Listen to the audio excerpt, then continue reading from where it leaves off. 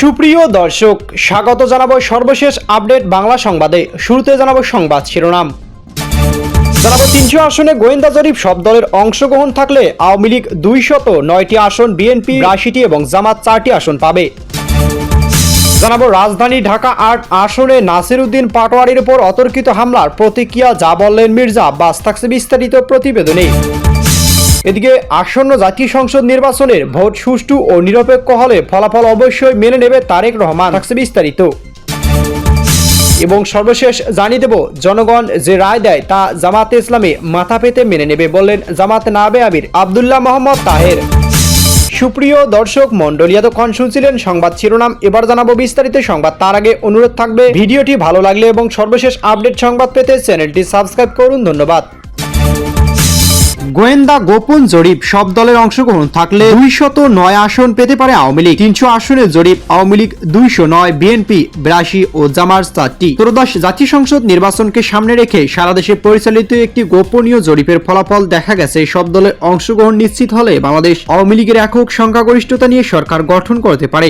সরকারি গোয়েন্দা ডিজিএফআই এর জরিপ অনুযায়ী 53% ভোটারের সমর্থন দিয়েছে 209টি আসনে বিজয়ী হওয়ার সম্ভাবনা রয়েছে দলটির। বিপরীতে বাংলাদেশ জাতীয়তাবাদী দল বিএনপি 24% সমর্থন নিয়ে 82টি আসনে জয়ী হতে পারে। এদিকে আওয়ামী লীগের জনসমর্থন বাড়ার কারণ প্রতিবেদনে বিশ্লেষণ করে অংশে বলা হয়েছে, গত 18 মাসের ব্যবধানে আওয়ামী লীগের প্রতি জনসমর্থন বৃদ্ধির মূল কারণ রাজনৈতিক স্থিতিশীলতা ও উন্নয়ন প্রক্রিয়ার আকাঙ্ক্ষা। অধিকাংশ জনগণ মনে করছে উন্নয়ন ও স্থিতিশীলতা ফিরিয়ে আনতে আওয়ামী লীগের মতো অভিজ্ঞ রাজনৈতিক শক্তির দরকার। এছাড়াও 2024 সালে 5 আগস্ট পরবর্তী আইন শৃঙ্খলা পরিস্থিতির চরম অবনতির কারণে অন্তর্বর্তীকালীন সরকারের উপর সাধারণ মানুষ অসন্তুষ্ট।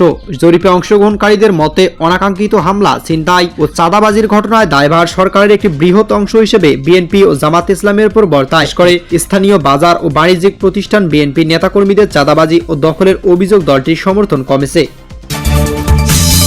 নাসির উদ্দিন পাটোয়ারির উপর হামলার প্রতিক্রিয়ায় যা বললেন মির্জা আব্বাস। ধানের শীষ স্লোগান দিয়ে জাতীয় নাগরিক পার্টি এনসিপির মুখ্য সমন্বয়ক ও 10 দলীয় জোট মনোনীত ঢাকা 8 আসনের প্রার্থী নাসির উদ্দিন পাটোয়ারির উপর হামলার ঘটনার প্রতিক্রিয়া জানিয়েছেন ঢাকা 8 আসনের বিএনপি প্রার্থী ও দলের স্থায়ী কমিটির সদস্য মির্জা আব্বাস। এদিকে আজ সাংবাদিকদের এক প্রশ্নের জবাবে তিনি বলেন, এই ধরনের তো খুঁজতেছে বহুদিন যাবত, চেষ্টা করতেছে লাগার জন্য। কে লাগবে খামাখা, কি দরকার, প্রয়োজন নেই তো আমার। তিনি বলেন, কোনো ঝগড়া করার প্রয়োজন আছে কি? আমার রেকর্ড আছে। এর আগেই তিনি দুপুর 12টার দিকে পূর্ব নির্ধারিত কর্মসূচির অংশ হিসেবে নাসির উদ্দিন পাটোয়ারি হাবিবুল্লাহ বাহার কলেজ আয়োজিত একটি পিঠা উৎসবে অতিথি হিসেবে অংশ নিতে যান। সেখানে ছাত্রদল পরিচয়ে ধানের শীষ স্লোগান দিয়ে তার উপর হামলা চালানো হয় বলেও ফেসবুকে দেওয়া স্ট্যাটাসে অভিযোগ করেন নাসির উদ্দিন পাটোয়ারি।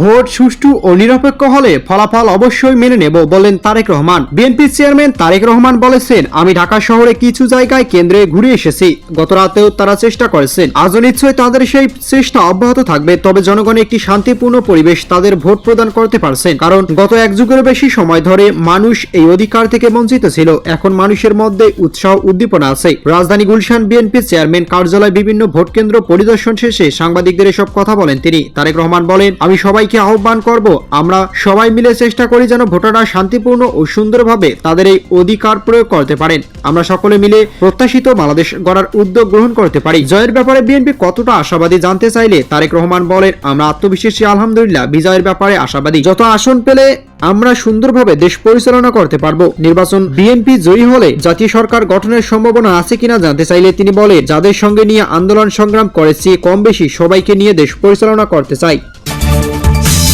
জনগণের যে কোনো রায় জামাতে ইসলাম মেনে নেবে, বলেন নায়েবে আমির। কুমিল্লা 11-14 আসনে 11 দলীয় জোটের প্রার্থী ও জামাতে ইসলামীর নায়েবে আমির সৈয়দ আব্দুল্লাহ মোহাম্মদ তাহের বলেছেন, একটি বিচ্ছিন্ন ঘটনা ছাড়া নির্বাচন এখন পর্যন্ত শান্তিপূর্ণভাবে চলেছে। সুষ্ঠু ও ষড়যন্ত্রমূলক পরিবেশ বজায় থাকলে জয়ী হওয়ার আশাবাদ ব্যক্ত করেন তিনি। পাশাপাশি মোহাম্মদ তাহের বলেন, অবাধ ও নিরপেক্ষ নির্বাচন জনগণের যে কোনো রায় জামাতে ইসলামে মেনে নেবে। 14 গ্রাম আলকোরা ইউনিয়ন পশ্চিম ডেকরা সরকারি প্রাথমিক বিদ্যালয় কেন্দ্রীয় ভোট দেন নায়েবে আমির 2 নাতনিকে সঙ্গে নিয়ে ভোট কেন্দ্রে আসেন তিনি। ভোট গ্রহণের সময় সাংবাদিকদের সঙ্গে আলাপকালে ডক্টর তাহের আরো বলেন, আমরা আশা প্রকাশ করেছি 77%-ও ভোট কাস্ট হবে। দেশ থেকে ভালো খবর পাচ্ছি, সুষ্ঠু নির্বাচন হলে যে কোনো ফলাফল মেনে নেবে বাংলাদেশ জামাত ইসলামী। তাহের আরো বলেন, চট্টগ্রাম ভোটারদের উৎসাহ উদ্দীপনা ঈদের চেয়েও বেশি। বিভিন্ন কেন্দ্রে প্রশাসনের পর্যাপ্ত উপস্থিতি রয়েছে।